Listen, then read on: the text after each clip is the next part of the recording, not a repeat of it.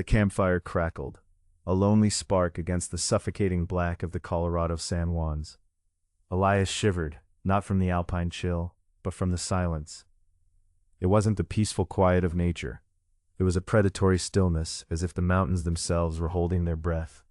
Across the embers, Jax was unusually still, his eyes fixed on the tree line.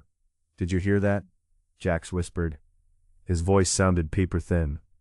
Before Elias could answer, a shadow detached itself from the pines. It wasn't a man or an animal. It was a rhythmic distortion of the air, a void shaped like a tall, spindly figure that moved with a sickening, jerky gait. Elias scrambled back, but Jax remained rooted. The entity didn't strike. It simply leaned in, its face pressing against Jax's. There was no scream, only a wet, tearing sound, like silk being ripped under water. The entity vanished. Jax slumped, then sat up slowly. "I'm fine," he said, but his voice was resonant, vibrating with an unnatural bass. They hiked down at dawn. Elias watched Jax from behind.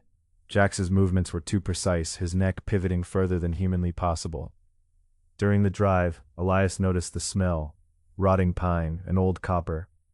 By the time they reached the suburbs of Denver, Jax wasn't talking. He was just staring at the rearview mirror, watching Elias with pupils that seemed to leak into the whites of his eyes. That night, Elias stayed at Jax's to make sure he was okay. He woke at 3 o'clock in the morning to a rhythmic thudding. He crept into the hallway and saw Jax standing over his sleeping wife. But it wasn't Jax. Jax's skin was sagging, gray and translucent. Something massive was pulsing inside his chest cavity, visible through the skin like a parasite behind glass. The thing inside Jax sensed Elias.